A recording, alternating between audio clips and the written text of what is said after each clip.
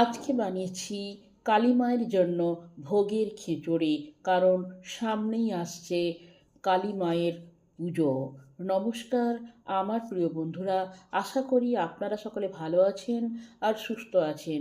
বাসন্তী রান্নাঘরে আপনাদের সবাইকে সুস্বাগত। এই খিচুড়ির আসল স্বাদ হয় সোনামুগের ডালটা সঠিকভাবে ভাজা আর সঠিকভাবে খিচুড়ির আসল মশলাগুলোকে নির্বাচন করা। ব্যস্ত সময় মানুষের হাতে আর টাইম নেই হাঁড়িতে করে খিচুড়ি করা, তাই একটিমাত্র সিটি দিয়েই প্রেসার কুকারে এই ভোগের খিচুড়িটা রান্না করা হয়েছে। আপনি যদি ভিডিওটি সম্পূর্ণ দেখেন তাহলে অতি সহজে এই সুস্বাদু সুন্দর খিচুড়িটা রান্না করতে পারবেন। তাই এই ভিডিওটি সম্পূর্ণ দেখার অনুরোধ রইল। আজকে বানাবো ভোগের খিচুড়ি, সেজন্য আমি এখানে নিয়েছি একটি আলু, এক বাটি চাল, এক বাটি ডাল, সমপরিমাণ ডাল আর চাল সমান, সোনামুগের ডাল নেওয়া হয়েছে এটা,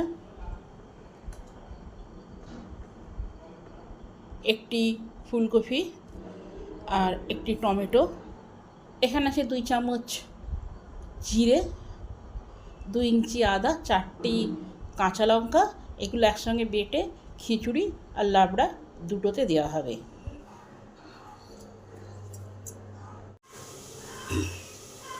ডালটাকে ভাজা করে নেব,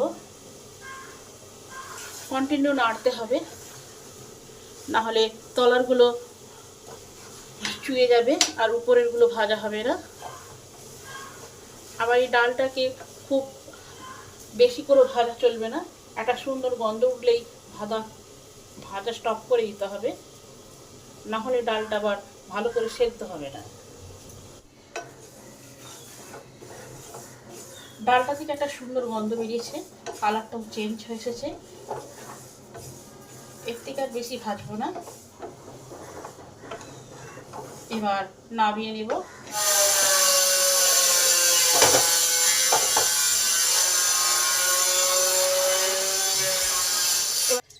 প্যানে দিলাম এলাচ, দারুচিনি, শুকনো লঙ্কা আর ধনিয়ার জিরে।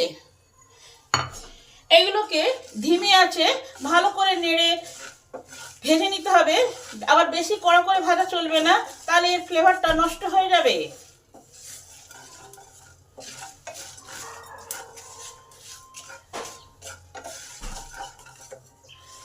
কন্টিনিউ নেড়ে নেড়ে ভাজতে হবে, নাহলে নিচের গুলো চুয়ে যাবে।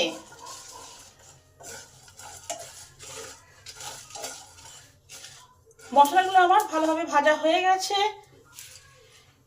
সুন্দর একটা গন্ধে ম করছে।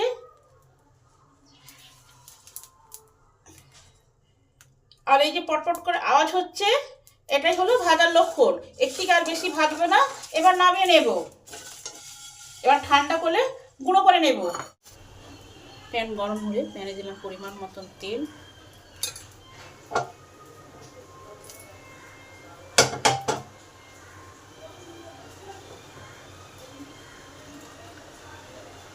এবার আলু আর ফুলকপিটা কেটে ধোয়া আছে, এগুলোকে ভেজে নেব।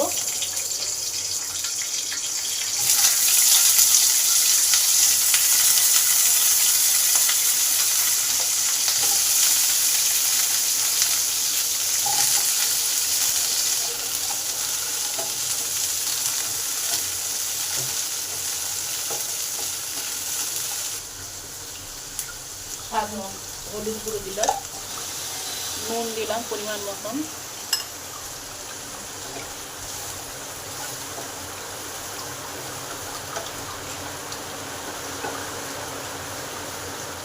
এবার এগুলোকে ভালো করে ভাজা ভাজা করে নেব।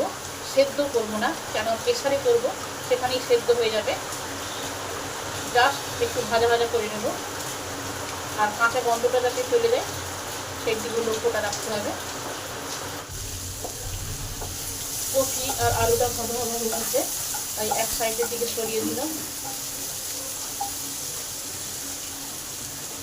এদিকেই আর একটু তেল দিলাম,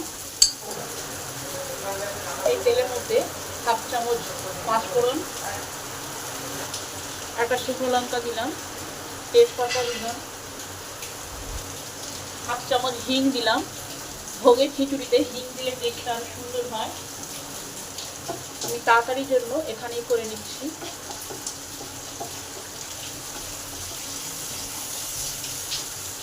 এগুলো ভালো করে ভেজে নেব। এগুলো যত সুন্দর ভাজা হবে খিচুড়ির টেস্টটা তত সুন্দর হবে।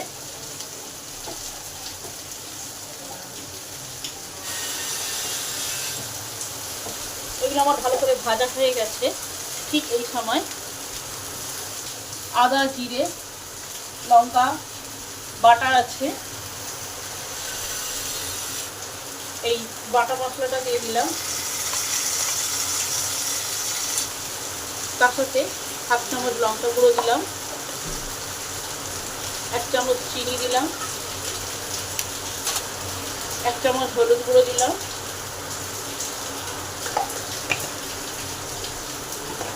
এবার মশলাটাকে ভালো করে কষে নেব। এর কাঁচা গন্ধটা যতক্ষণ না যাচ্ছে ঠিক ততক্ষণ কষতে হবে।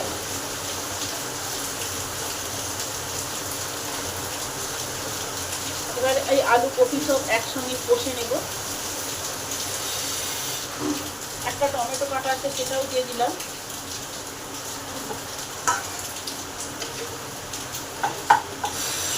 সবার কাঁচা গন্ধটা যতক্ষণ না যাচ্ছে ততক্ষণ কষতে হবে। এইভাবে রান্না করলে খুব অল্প সময়ের মধ্যে রান্না করতে পারবেন। যে সমস্ত ছাত্ররা বা যারা চাকরি করেন, বাড়ি থেকে দূরে আসেন, নিজে হাতে রান্না করে খান, তারা এইভাবে যদি রান্না করেন মাত্র 10 মিনিটের মধ্যে একটা সিটিতেই খিচুড়ি হয়ে যাবে। সব কিছু ভালো করে কষা হয়ে গেছে, দেখুন তেল ছাড়তে শুরু করে দিয়েছে। ব্যাস, একটিকে আর আমি বেশি কষবো না। ধুয়ে রাখা চাল আর ডালটা দিয়ে দিলাম, ভেজে রাখা সবজিগুলো দিয়ে দিলাম।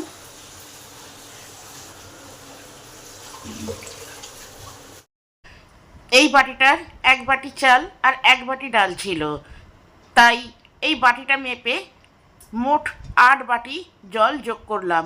1 বাটি চাল বা ডালের জন্য 4 বাটি করে জল লাগবে। এবার সব কিছু ভালো করে মিশিয়ে দিই। এবার গ্যাসটা জ্বালিয়ে দিয়ে হাই হিটে একটা সিটি দেব, তাতেই আমার খিচুড়িটা হয়ে যাবে।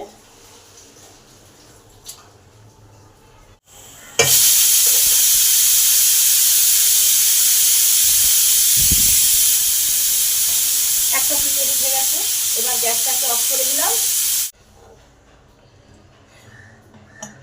ভেপারটা আপনা থেকে রিলিজ হয়ে গেছে। এবার ঢাকাটা খুলে দেখি কি অবস্থা।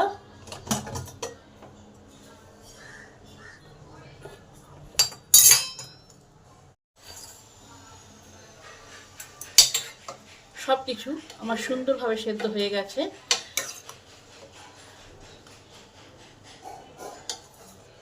এটা ঠান্ডা হলে আমার চাপ চাপ হয়ে যাবে, এখন গরম আছে। 1 চামচ ঘি দিলাম। এবার যে ভাজা মশলাটা ভেজেছি সেটা 1 চামচ দিয়ে দিলাম।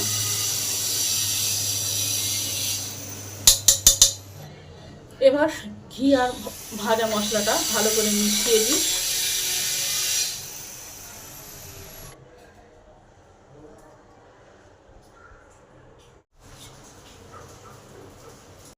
আপনারা বাড়িতে এইভাবে প্রেসার কুকারে একটি মাত্র সিটি দিয়ে ভোগের খিচুড়ি রান্না করে দেখবেন। রেসিপিটা কেমন হলো কমেন্ট করে জানাবেন। আমি আপনাদের কমেন্টের অপেক্ষায় রইলাম। ভিডিওটি সম্পূর্ণরূপে দেখার জন্য অসংখ্য ধন্যবাদ। দেখা হচ্ছে অন্য কোনো নতুন ভিডিওতে। আপনারা সকলে সুস্থ থাকবেন ও ভালো থাকবেন।